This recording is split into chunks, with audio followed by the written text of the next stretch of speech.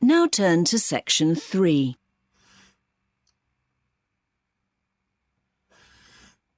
Section 3. You will hear two town planning students, called Lindy and Baz, talking about a project they have been given.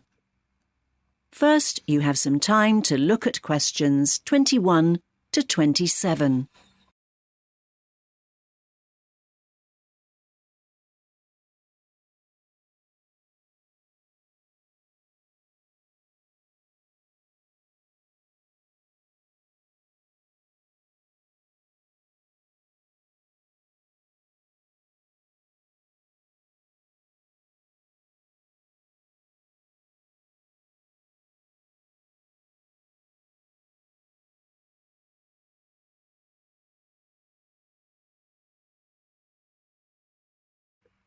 Now listen carefully and answer questions 21 to 27. Baz, about this project we've been set. Yeah, so let me make sure I fully understand it, Lindy. An industrialist who lived in the town has just died, and he's left his large house to the city council. The council intends to convert the ground floor into a community centre. That's all true, isn't it? Right. It's the big house at the end of Blackthorn Avenue. OK. And for our project, we have to imagine we're responsible for turning it into a community centre and write a detailed report. Is that right? That's right. First, we have to decide what facilities we want and where they should go. Here's a floor plan of the house. Right. Now, I think it's really important to have a coffee lounge. Do you agree? Definitely.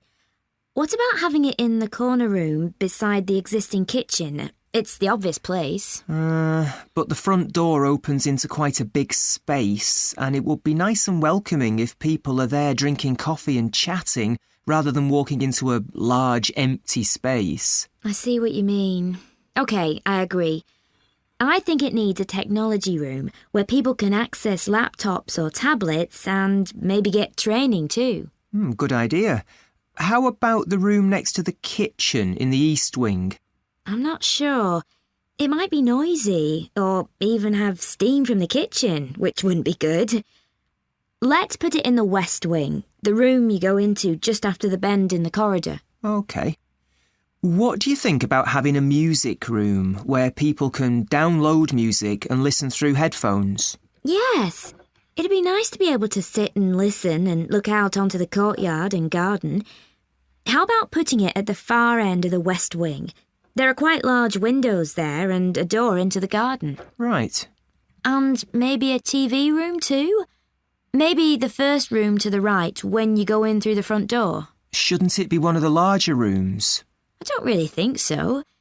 It could be quite cosy, and people who want to watch different channels could use a computer or a tablet. OK, near the entrance then. What do you think about having a reading room with newspapers and magazines? Let's put that in the east wing next to the existing kitchen. People can look across the corridor into the courtyard. But if the kitchen's going to be renovated, that room could become a canteen. It's quite big. No, let's have the reading room at the far end of the east wing with a view of the garden. Right. What do you think about having a meeting room? Essential, I'd say.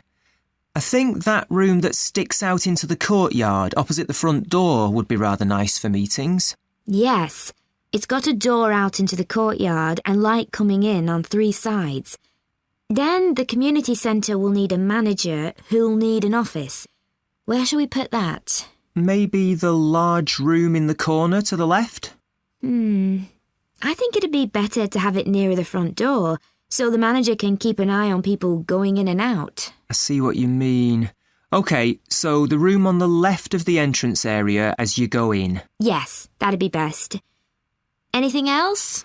I can't think of anything for the moment, but we can always come back to this later.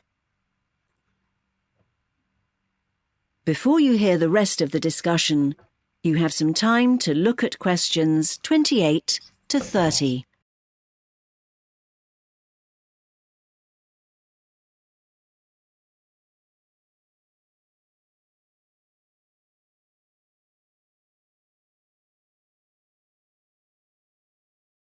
Now listen and answer questions 28 to 30. Let's sort out what we need to do before we start writing our report, shall we, Baz?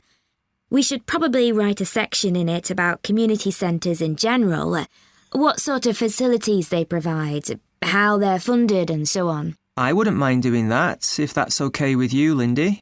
All right. And we need to look into the planning regulations to see how to get permission for changing the way the building's used. From residential to a community centre, you mean? Yes. I quite fancy doing that. Fine. I've thought a bit about how to research the history of the house, starting when it was built in the 18th century. It would be good if we could talk to some people who used to live there, or neighbours who knew it. Good idea. We can work on that together, as it'll be quite a big job to track people down, interview them, look at documents in the library's local history collection and so on. That's fine by me. That is the end of section 3. You now have half a minute to check your answers.